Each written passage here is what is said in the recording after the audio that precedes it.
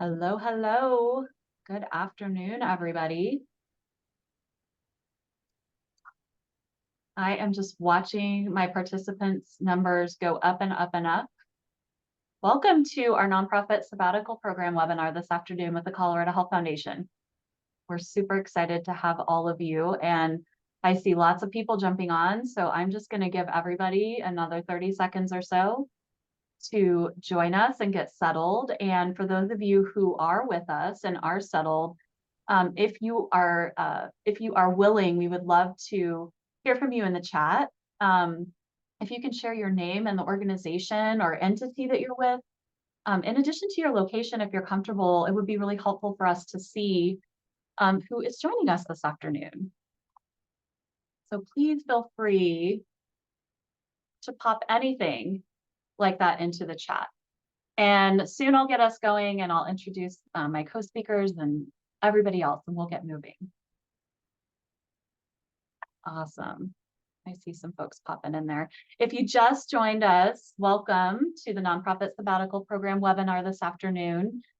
We are just asking everyone, as we wait for everybody to join us, to use the chat and share your name and organization or entity you're with, as well as your location if you're comfortable, just so we get a sense of who's joining us this afternoon. And it looks like we've got a lot of people doing that, so keep that going. In the interest of time, I think I'll go ahead and get us started with just a little bit of housekeeping. So we're going to be using the chat function this afternoon to manage all of our Q&A. We have a short presentation to share with all of you about the program itself. And hopefully that'll answer a lot of the questions and curiosities that you might be having right now.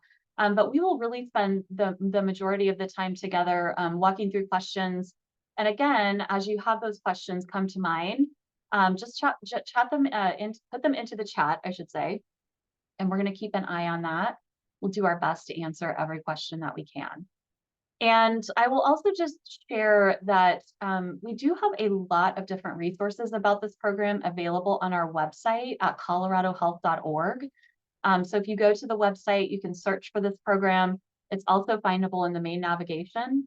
On that web section, we've got things like sample applications. We also have a second Zoom recording that talks exclusively about the executive and resident portion of this program, which is a unique aspect of the program that I'll talk a little bit about today, but there's a really detailed Zoom recording on the website. So if folks are looking for any resources or information about past grantees, you can go to coloradohealth.org and search for this program. And I think somebody just popped that link into the chat. So thank you for that.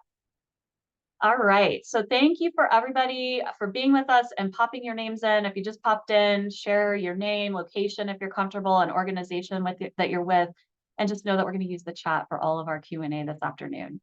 We are also recording the session because we know not everyone who registered is able to join us. So we're going to record this and we'll make it available on our website as well in the next few days. So with that, I'm going to go ahead and do a little bit of introduction. I'll start with myself. My name is Taryn Fort. I'm the Senior Director of Communications here at the Colorado Health Foundation. And I've had the pleasure to work on this program since its inception. It's just a really wonderful newer program that the Colorado Health Foundation offers to the nonprofit community. And it's just been so wonderful to be a part of it. And I'm excited to get to know some of you a little bit more today. And I'm going to introduce my colleague, Monique Johnson. Monique is a program officer here at CHF. She's beaming in from Durango in a hotel, doing some community engagement work down there. Monique is an active part of this program. She's actually taking on more ownership of the program moving forward. She's been a part of the review team, and she's also part of our capacity building team. So she's going to have a chance to share a little bit about this program with all of us today. And then finally, I'll introduce Dr. Carolyn Love from Kibaya Consulting. Carolyn is a longtime partner of this program, works with the foundation in lots of capacities.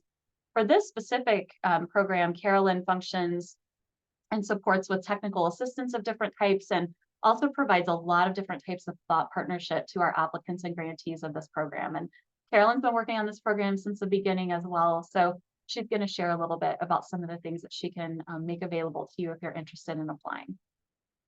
So let's talk a little bit about the Colorado Health Foundation. I certainly don't want to assume that everyone who's Zooming in today is familiar with our organization. We are a statewide philanthropic organization, and we focus exclusively on championing overall health and well-being of Coloradans. And we do focus largely all of our work on Coloradans who have less power, privilege, and income, and we absolutely prioritize communities of color in that work. And in partnership with these communities, we support lots of different types of solutions that are driving health equity and racial justice in different ways. Our work takes shape in a lot of different forms. So we are largely known as a grant maker across the state. Funding is our core work that we do at the Colorado Health Foundation. We make over $100 million worth of grants to nonprofits across the state of Colorado annually. So funding is our core. We have funding opportunities and different types of funding initiatives. We also support lots of different types of collaboration and convening gatherings. Some of you might be familiar with the Colorado Health Symposium, which is our largest conference of the year, as well as capacity building. So I mentioned earlier that Monique sits on our capacity building team at the foundation. Over the last few years, we have been standing up new kind of direct programming that's available to community members across the state that supports different types of capacity building. And the nonprofit sabbatical program sits within that portfolio of work. And then I'm not going to go through our key priorities, but I thought it would be helpful to just share some of the areas that we work in. We really take a holistic and overall view of health here at CHF. So you'll see that we work in certainly the healthcare sector, primary care, mental health, but we also focus on affordable housing and food insecurity, as well as funding things related to advocacy and the advocacy ecosystem across the state, as well as we do place-based work. We have locally focused work that takes shape in 9 different communities across the state. And Monique is also a part, Monique is in everything. You're a part of all of this. But that's just a little bit of who we are. We're really here to talk mostly about the nonprofit sabbatical program. So let's orient there. We started this program back in 2019. And this program has 2 primary goals. First and foremost, we're focusing on recognizing and rewarding nonprofit executive leaders who really need some rest and rejuvenation. And we know that there's a lot of burnout occurring across the nonprofit sector right now. And this program is really in service to supporting nonprofit executives so they have the resources that they need to actually take that time away. But the secondary goal that is also really important, we think, is really around strengthening the organization that they lead overall. So this really is an opportunity for the organization at large, as well as the executive director gets to take that time off. So in terms of just the program general overview, there are 4 kind of primary features, which I'll talk through in some detail. But essentially, folks can apply for up to $100,000 that is awarded in the form of a grant. That grant goes to the nonprofit organization that the executive director leads, and we make up to 5 awards annually. So we just recently announced our 2024 or 2023 cohort of grantees. Next year, we'll make decisions about our next cycle. We'll have those decisions made right before the summer, and that will be our next cohort of grants. Folks generally take between 3 to 4 months for this experience at large. So usually, executive directors who participate in this program will take either a 2-month sabbatical and spend 4 weeks with us in residency, or they'll take a 3-month sabbatical and spend that 4th month in residency with us. So let me talk about the features. First and foremost, the executive sabbatical obviously is a core piece of this program. It is really designed for the executive director to engage in activities of their choice. We also provide funding for interim leadership support. So this is really supporting interim leaders within the organization who step up and help lead the organization during the sabbatical. We also provide funding for organizational capacity building support. And I'll talk more about this one in just a moment. And then finally, that 4th component is the executive in residence at the foundation. This is a really unique aspect of this program. There aren't any other sabbatical programs that we know of right now that feature this type of offering, but essentially what this is a 4-week experience at the Colorado Health Foundation where the executive director comes to Denver, if you don't live here, and you work with us for 4 weeks. So we learn from you and you learn from us. So let's get into the nitty-gritty details. With the sabbatical component, applicants are eligible to apply for up to $20,000 for those sabbatical activities. And it's important to note that the Colorado Health Foundation does not have any say or dictation over those activities and how they're spent. And it is really different for every single person who applies. We see folks who, they spend their entire sabbatical traveling with their family. We see folks mix it up, with engaging in professional development as well as personal activities. We see folks just rest and just take time away, and really have that total disengagement, which is something that we look for. Applicants are also able to apply for between $25,000 to $55,000, and this really subsidizes the salary and benefits of that executive director while they're out on leave, because of course we want them to continue to be paid and have access to benefits. And in terms of some of the expectations, there is no formal reporting that the Colorado Health Foundation requires as a part of this program. That was something that was really important to us in terms of streamlining that. I will say there are a couple of informal check-ins that happen after you have returned back to the office and gone through this whole experience. One of those informal conversations is always with our CEO, Karen McNeil Miller. That can be a phone call, it can be a Zoom call, it can be a dinner meeting. And then I think moving forward, we're also going to build in a 6-month check-in that would probably happen with Monique or myself, just depending on who is available at that moment in time. And it's really just meant to see how things are going. We also don't require any financial reporting as a part of this grant, which I think is important for folks to hear. The thing that we often see grantees do and organizations do who receive this grant is they actually will go ahead and set up a debit account, a temporary debit account where they put the sabbatical funding into, so the executive director has access to that money. They can spend it for the sabbatical activities of their choice. But what that means is that there might be internal business process rules and guidance that you need to adhere to. There may be expense policies that you need to adhere to based on your organization, but there is no financial reporting that's required back to us at the Colorado Health Foundation. And then once a grant is awarded and the organization has those funds, there's an 18-month window for the sabbatical experience to actually take shape. And one of the recommendations we make is around this idea of how the money gets expended to the executive director. We always really recommend that anyone who's applying for this grant do some personal and professional consulting with a tax expert to just really understand implications of what it means to receive this funding. And that's a large part of why the dollars actually go directly to the organization. So we just really don't want to incur any personal income tax for those executive directors. Okay, let's talk about interim leadership. So this is the second primary feature of the program. Applicants can apply for up to $10,000 that is meant to reward folks internally at the organization who step up to be internal leaders during the sabbatical experience. Part of why we designed this as part of the program is because we know that sometimes it is an afterthought to have the time to actually think about what it means to be building up your internal leadership bench. We know also that CEOs and executive directors often take on lots and lots of things that, means they're wearing multiple hats. This essentially is an opportunity to rethink roles and responsibilities within the organization. Some of our applicants describe it as a succession planning experience that they never had the opportunity to take on. And there is an interim leadership plan that is required as part of the application. We have a template for it. You can see it on our website if you're interested. But the one thing that we look for in these interim leadership plans is we really want these plans to be built around existing and current full-time staff. We're not really looking for plans that take advantage of hiring in contractors temporarily, because we know that that doesn't necessarily honor the spirit of building an interim leadership bench that ultimately, will end up benefiting the organization at large, as well as that executive director.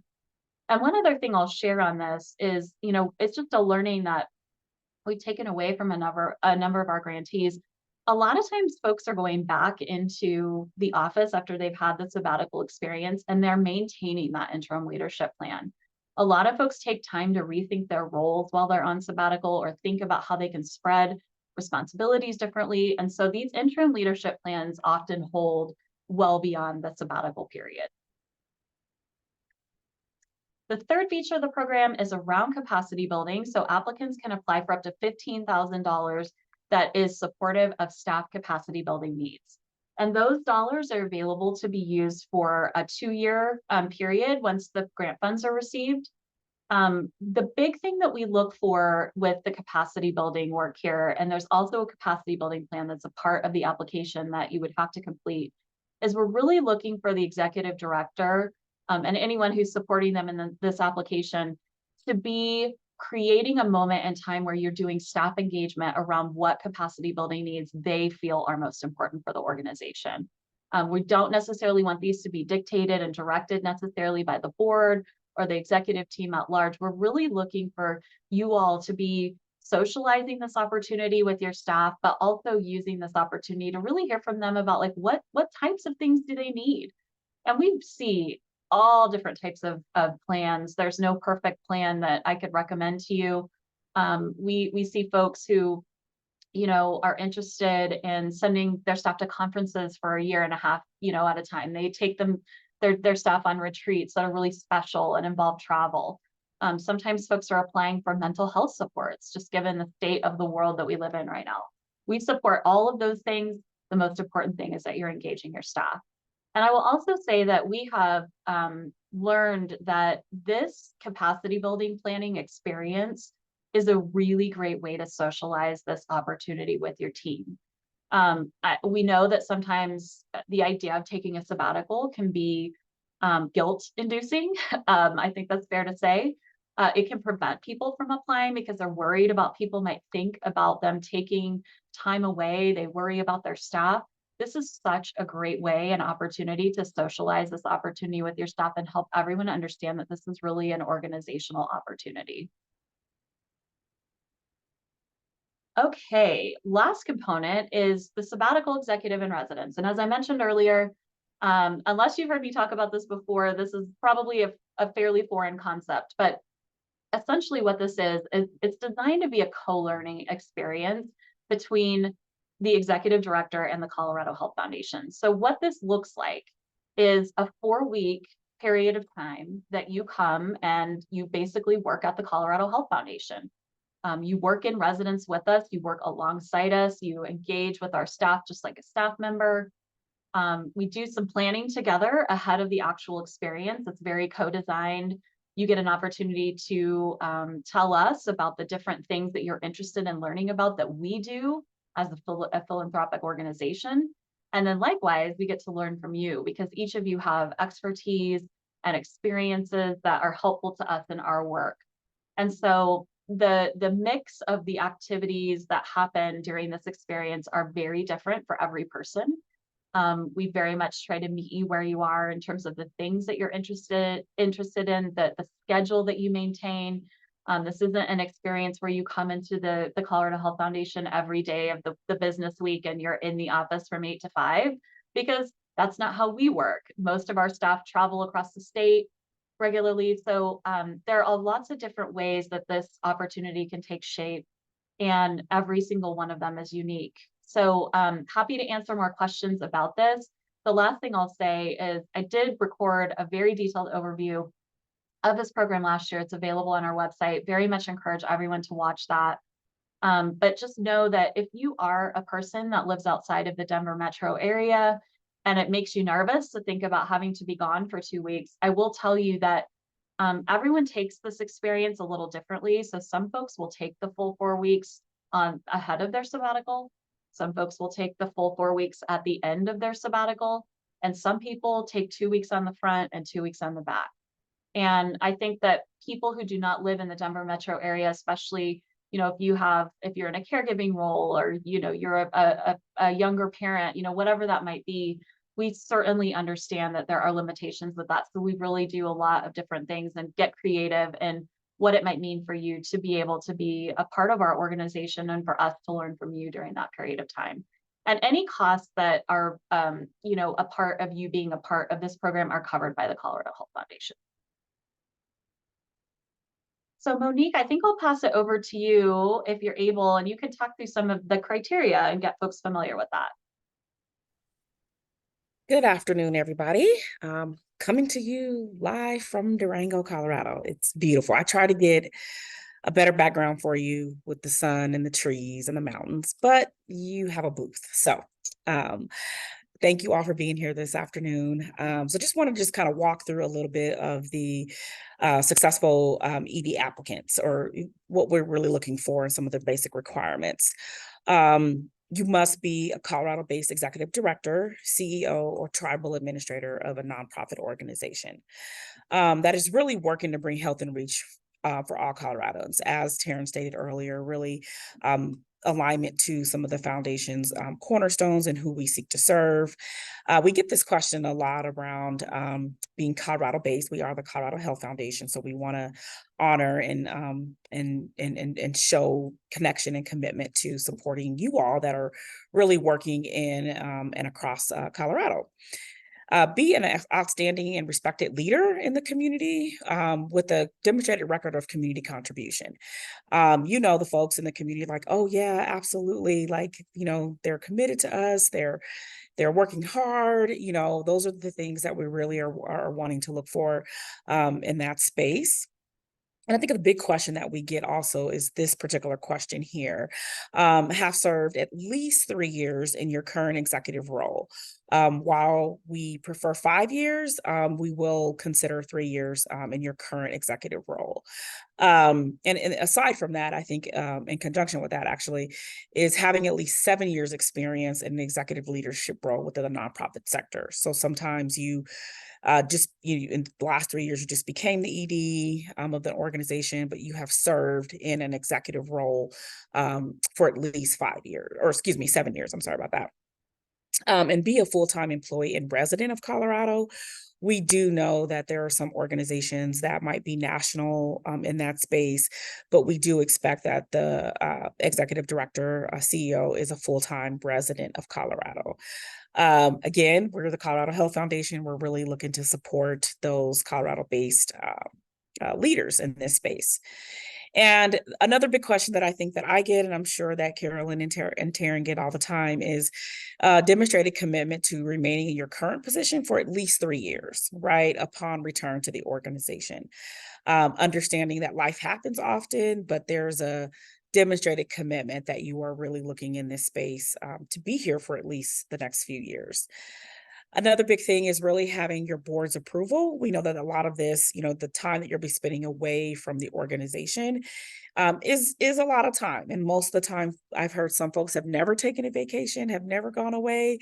But I think in collaboration with the board and, just the direction of the organization, having that board approval, I think is really important. And one of the requirements, I believe, is having a letter of support from your board, just so we know that there's going to be this mutual partnership, with the board and the staff and the executive director in that space. As Taryn had alluded to in the previous slides, presenting the interim leadership plan that helps sustain the organization during the sabbatical.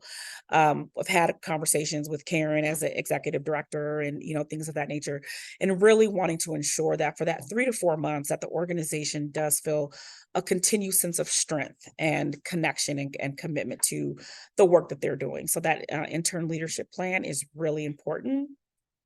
And excuse me, I'm battling a cold too, so excuse me. And as Taryn just alluded to, is the 1 month executive in residence. So I don't want to repeat anything. I think this is a great opportunity for folks to also see staff and be with staff. We're human, we like to share our space with everybody. It's really a great opportunity for us to get to know one another, and you get to know Karen and the other executives within the foundation, and we get to know you as well. And be willing to participate in program alumni activities. We've had several rounds of this already, and so we really want to think about what it looks like to not just have you come into the office for 4 weeks and then kind of let you go. So really asking you all to be willing to participate in any alumni activities in that space. Taryn, I think there's another slide.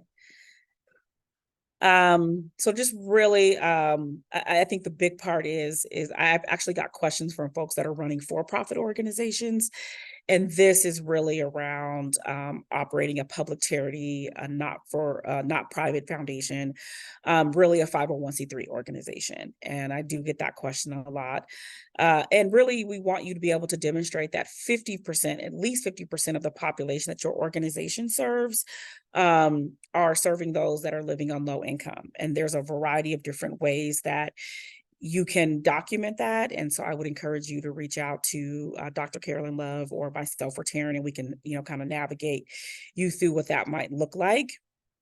And at least employing 3 full-time staff, or a mix of that, part-time employees that add up to 3 FTEs, because we realize that some organizations do have part-time positions. And so the reason why I think we do that is we want to ensure, going back to that, while the executive director is out on sabbatical, they're 3 to 4 months, that there is a level of sustainability for the organization. And so we really want to ensure that that happens. And again, if you have questions about that specifically, please reach out to us directly.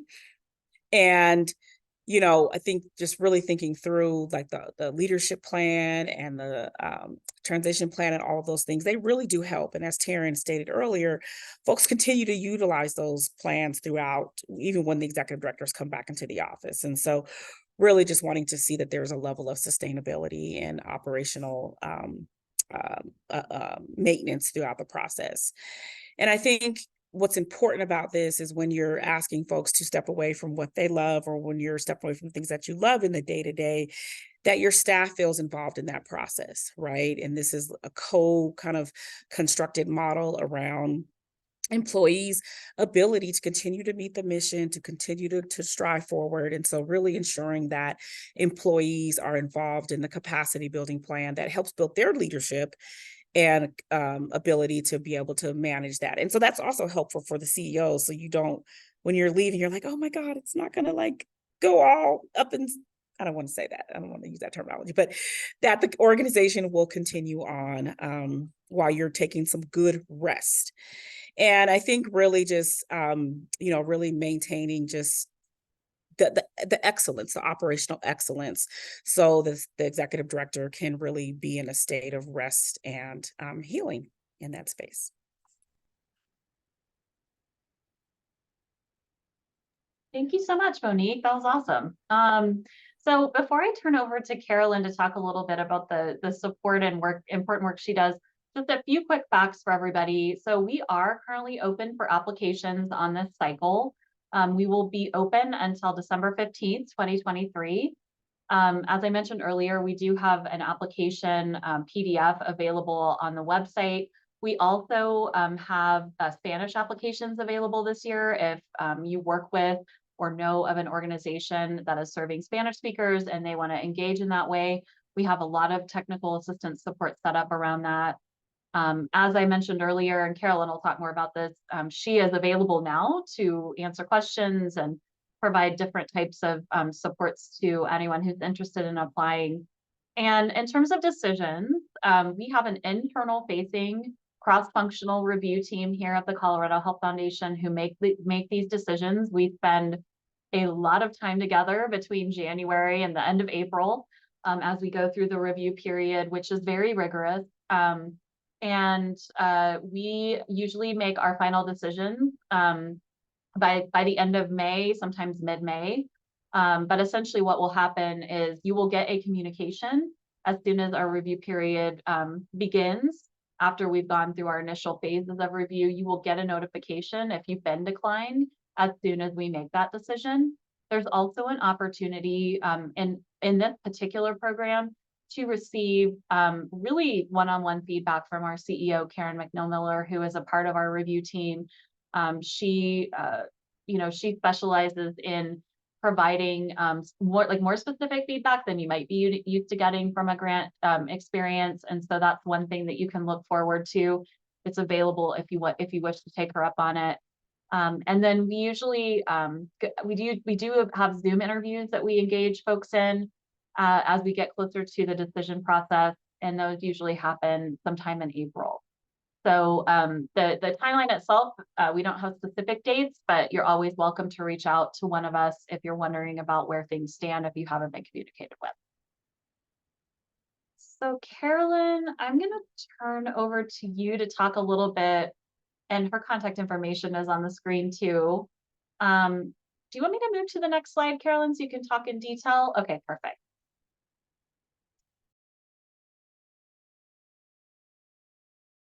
Oh, Carolyn, you're on mute. Yeah, I was just getting off. Thanks, Taryn. And I really want to thank everybody that's on this Zoom call. I really appreciate your interest in this program because I think it is probably one of the most unique programs in the country that's being offered by a foundation. And having been a former executive director, I just know what it feels like sometimes when you're pouring your heart, your soul, all of your energy into an organization, and you really need some well deserved rest. So we spent a lot of time now in what I call the head space. I'm going to try to shift you kind of into that heart space of really the essence of what a sabbatical is all about. One of my favorite quotes comes from actually the Dalai Lama, and he says, we spend a lot of time doing, but we really were created as doing beings, and we are created as human beings. So want to start shifting you in your thinking, because this is a highly nuanced application. And it really leans into, you've heard both Taryn and Monique talk about the spirit of rest. So as we look at that and we think about that, I'm here to provide support, to be a thought partner as you're developing the application, to help you understand some of the nuances of it. Also to be able to support your interim leadership team if you're awarded the grant, to be able to walk alongside them, because they may be taking on some new and different responsibilities and sometimes need a thought partner. And I can serve in that capacity as well. And then while we might think, leaving is challenging, but it can also be a thoughtful way of exiting the organization with grace, to knowing and having the confidence that your staff will be okay. But then it's also that reentry. And can we go to the next slide?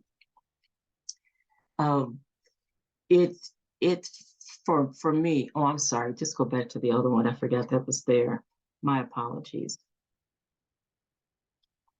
What a lot of nonprofit organizations will do, as I mentioned, is really focus on how you keep your organization going.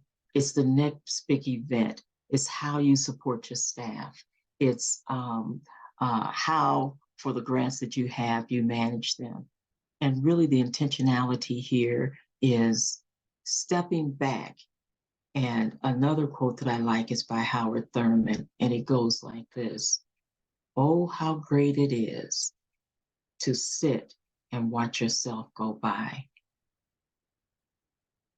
It's really good, and I can't stress enough the importance of really, as you go through this application, understanding what your needs are and what's going to really fulfill and nourish your spirit on this sabbatical. And as Taryn said, sometimes there's guilt involved, but to understand that you're worthy of being able to take a sabbatical and a sabbatical leave. Sometimes I've had nonprofit organizations say, especially when they're talking to Karen or they're coming into the foundation, that's a little bit intimidating for them because it is the foundation. And I encourage people to come in and recognizing that you're stepping to that space as an executive director and you're on equal footing with Karen, the executive director of the foundation, and to be able to take advantage of it in that space. So as you watch yourself go by, what insight, foresight, and can you gain and glean from being away from your organization from the 2 or 3 months where you come back in truly renewed, refreshed, and ready to start the next leg of your leadership journey? So I'm here to respond to any questions that people have as you go through this application process. And I welcome the opportunity to meet and talk to all of you. So with that, I'll turn it back over to Terry. Thank you so much, Carolyn. I appreciate everything you shared. I think sometimes it's easy for us to sort of skip over, the heart side of this and the real impact that this program is having on people. And Carolyn and Monique and I get to engage with, folks who are experiencing this right now on a day-to-day level. So we see this incredible transformation. It's so inspiring. And one thing I would also encourage on the application front that I think has become an important aspect of our review and might not be the thing that you're used to thinking about as you apply for a grant from any foundation is we really want to know who you are. We want to know who you are as a human being, as an executive director, as a parent, whatever your identities are.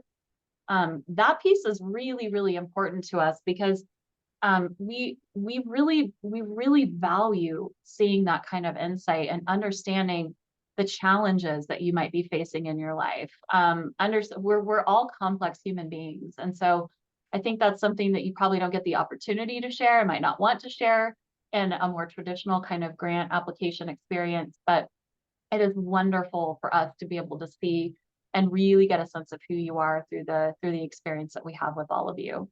And Carolyn, I saw in the chat, Rachel Landis is asking if you would be able to type your quote and who it's attributed to in the chat. We can definitely do that. So I'm just going to share a couple more things, and then we want to open up for Q&A.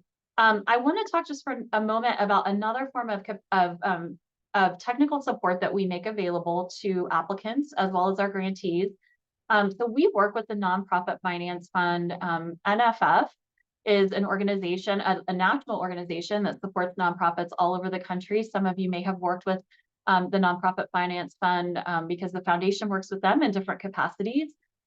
We've been fortunate to have staff members from NFF as a part of our sabbatical team since the beginning as well.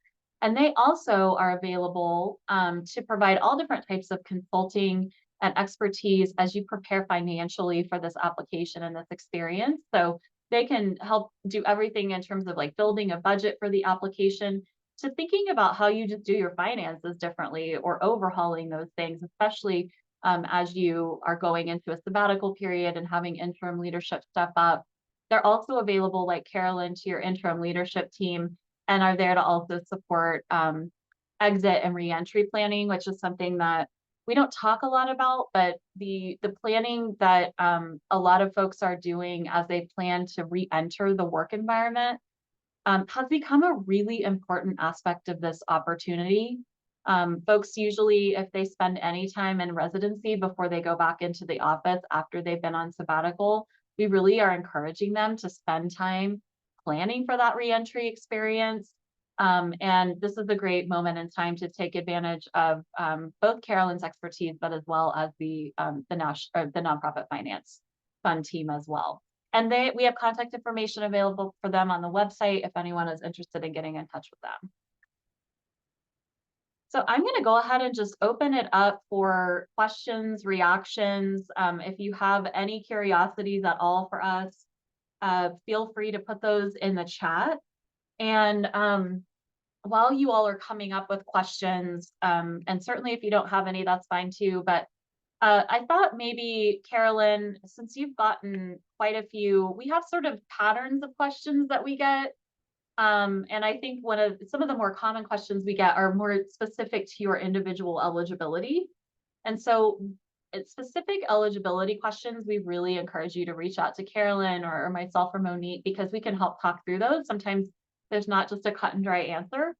And, if, for example, you're on the cusp of, a 3-year period of time in your executive director role, and you've been in executive, like roles for 7 years, by the time you apply, maybe you're 1 month shy of meeting that 3-year threshold. We often will go ahead and encourage you to apply anyway, for example, because again, it's not that cut and dry. We're really looking for the overall application to be as comprehensive as what we've discussed. But definitely encourage folks to reach out to us with the specific situations, because we're all unique individuals, and there might not be a natural answer on our website. Carolyn, are there other kind of core questions that you get often? I know Monique addressed a couple of those. And then I see we do have one question in the chat. Let's see. Okay, the question I see is, are there particular suggested sabbatical activities that CHF has witnessed as the most rewarding or valuable? This is such a great question, and I invite Carolyn, you and Monique to jump in. You know, I think the folks who have the most beneficial experience in this opportunity are the folks who really find things that take them out of their day-to-day headspace and give them, like Carolyn mentioned this idea earlier of being nourished. I think it's those folks who really put the time and energy into thinking about what motivates me every day. You know, what is it that I'm missing that I haven't been able to tap into that I just yearn for? You know, this is where your bucket list comes into play, right? But you know, I've seen folks, you know, rent an RV and travel for 3 or 4 months straight with their family, to going to another country to learn Spanish and immerse themselves in culture. All the way to, you know, we had an individual who recently spent some time living on the border because they wanted to sort of refresh their memory about service work. And that was what it meant for that person to become more mission oriented again, was, you know, they'd lost the day to day of what it meant to, you know, be on the delivery side. And so I will leave it there and certainly open up, Carolyn, if you and Monique have anything to add. I'll just add really quick. What I have found in the presentations that folks have done is when they're constructing this plan with people that their families and their friends, because often your family and your friends are very honest with you, and they can kind of address some of your blind sides. Well, you've been talking about this for a long time. You've been talking about this for 30 years. You should probably try this. So I think getting into the people that you trust within your circle, within your village, to help you think through that, but recognizing that this is your experience. And so what I've also found is a lot of family reconnecting, you know, folks that have been able to reconnect with family in different countries, different states. And so really getting a village to kind of help you think through what that may look like, because it is this thing where folks are like, but can I do that? Can I do that? Should I do that? So reminding yourself that it's your experience, but your village keep you honest about the things that you've been talking about for the last 10, 15, however many years. So. And I echo everything that was said, and the way that I would phrase it, and this may sound like cosmic woo-woo, but it's whatever brings you joy. What is it that nourishes your spirit? And to give yourself permission to open that aspect of you up so that you can have that experience. Yeah, we recently gathered together a few of our executive directors that we've engaged with, who have been grantees of the program. And we talked a lot about JOMO, right? Joy more. And to Carolyn's point, this idea that it is about what brings you joy, and having a partnership with the people who love you, who are part of your network, most personal network, to keep you honest, as Monique lifted up. But we've also had a couple of folks who have received this grant and have this experience, who've said that it is like a family, it's like a family award. And, you know, if you get it, then everyone in your network who benefits is going to be a part of your sabbatical, sort of, you know, in addition to the organization, gets to be a part of that. Let's see, I see another question from Ryan. So the question is, considering this experience is different and focused on an executive director, what would you say is the major difference in preparing this application versus an application for traditional funding? You want to start, Monique, or you want me to, you jump in? I'm smart. I do know Ryan Ross. What I would say is that this is very different than your traditional grant funding application, and you have to look inward, right? Usually when you're writing a grant application, it's for the people, on behalf of the people that you serve, right? And so it's very hard to center yourself in this space, but going back to what Dr. Love has stated around find things that bring you joy. So when you're writing this and connecting back to something Taryn said, we want to see you. We want to see, and I know that's hard, you know, to be in a vulnerable space, but we really want to know who is Brian Ross, who is Lee, who are you, who are you, Rachel? I'm just calling out names in the chat that I see in the chat. So taking a different approach from being in service of others to being in service of yourself. And so really taking that lens and it not being so transactional, but it really being more relational with yourself in thinking about your organization as well. Not necessarily, I know that's hard because we love the people that we serve, but really taking a different perspective in that and thinking about yourself and thinking about your organization and what's best for the organization and what brings you joy. So writing it from that lens. And one thing quickly to add. So what I hear Monique said is a shift in mindset, but I'm hoping everyone is hearing that the foundation has a shift in mindset from a quote unquote traditional foundation. So I encourage people to really understand the essence and the nuance of this application and the nuance that both Taryn and Monique are talking about now, because even the language that they use is different from other nonprofits, than other foundations, that I've worked with. So understand the mindset that created this sabbatical program. And that's what makes it different.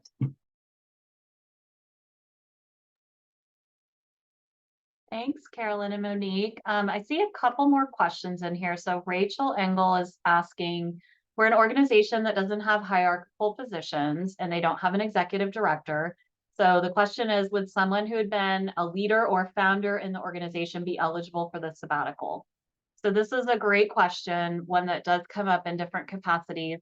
And, you know, the gauge that we kind of use on this front, because we don't necessarily, we're aware that there are lots of different titles, for example, that you might not have a traditional chief executive officer title or executive director title or tribal administrator, but you are leading the organization. The best gauge for this is who is reporting to your board or your board of trustees. Like, who is that person in the organization that is held accountable for the organization by a governing board that is a traditional part of the nonprofit structure. So hopefully that's a helpful bit of guidance. And you can always have a subsequent conversation with Carolyn about this. I think even Carolyn, you just got this question in the last day or so. But the best gauge is just determining like who is that person at the leadership level who is responsible and accountable to your board.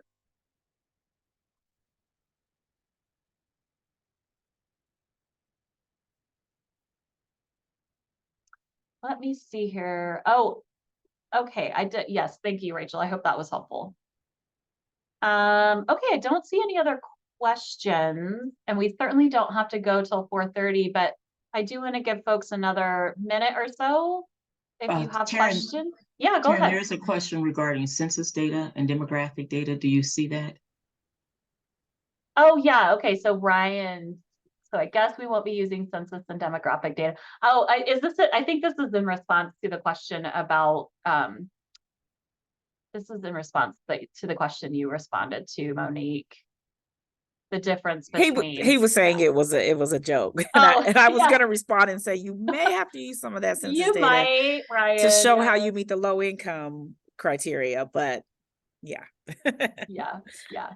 Okay, so I see two more questions. So Mercy Tucker is asking, this feels like what it is asking for is trust from everyone in the organization. What's the story of how this experience allowed for others in the organization to step up and work to be spread out? So, you know, this is a really great question. And I think that we've seen this in a lot of different like variances across executive directors in the organizations that they're leading. And I will say, and Carolyn, please jump in here if you have a specific example that you want to share that we can sort of anonymize. what I will say more generically is that the large majority of folks who are going through this program and this experience are returning to their job and the role that they play in the organization with a mindset shift and often a plan for redistribution of some roles and responsibilities that allows them to step truly into the role that they want to be playing. Because we know executive directors tend to absorb lots of different things that aren't necessarily probably in their job description. And we know that that's the case for a lot of people who work in nonprofit at all levels. You wear lots of hats. But I will say that this is a focus very naturally and organically for a lot of folks who are going through this program to be very mindful about preparing for those changes that allow people to step up, allow that work to be spread out. And going through that interim leadership planning is just really like the first step that takes you through to that successful moment. And it doesn't mean that you go back in the office and everything works perfectly. There are crises that happen, life happens. We've had lots of experiences with folks just like we deal with every day in our jobs and our staff.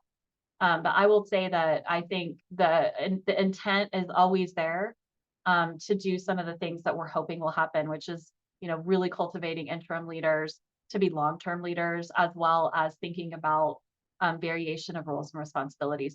Carolyn, I'm going to let you jump in. Yes, for some of the organizations that I've worked with, it really has opened up an opportunity for the executive director, as Terrence said, to be involved and do some other things. And the interim leader really did enjoy the responsibility. And in one situation that I know of, the interim leader decided, I've always wanted to kind of be an executive director, or I thought about being executive director. After this experience, I don't know if it's for me, but I still want to be in the organization. I still want a leadership role, but it helped them clarify their career path, which I thought was interesting. And I felt that was a good news story. The other thing that I'm noticing with executive directors, they're very sophisticated in how they're landing back into their organizations. So there may have been some decisions that were made in their absence that maybe they may have made something different, but they are very supportive of their staff to say, well, let's just see how this is going to work. They don't admonish them. They just said, let's just go with it and let's just move forward. So there have been a lot of different ways that the executives directors have handled it, both on their exit and their return. But I would say overall, the staff grew as a result of it, as well as the executive director. Yeah. Thanks for that, Carolyn. We have a couple more questions. So Julie, wondering about reference letters or just a contact other than the board. So we do invite reference letters in addition to your board letter. You're welcome to submit those. They can be from people who you might use when you're applying for a job, people who know you best. But we certainly welcome those, and we'll be taking those into account when we review. And then there's a second question from Julie. Do people do the interim leadership plan before we know if the grant is awarded or after? So this is a great question. You actually do a draft of the interim leadership plan as a part of your application. There's a template that we provide on our website that's just a really basic Word document / PDF. But the thing that happens often with interim leadership plans, again, is life.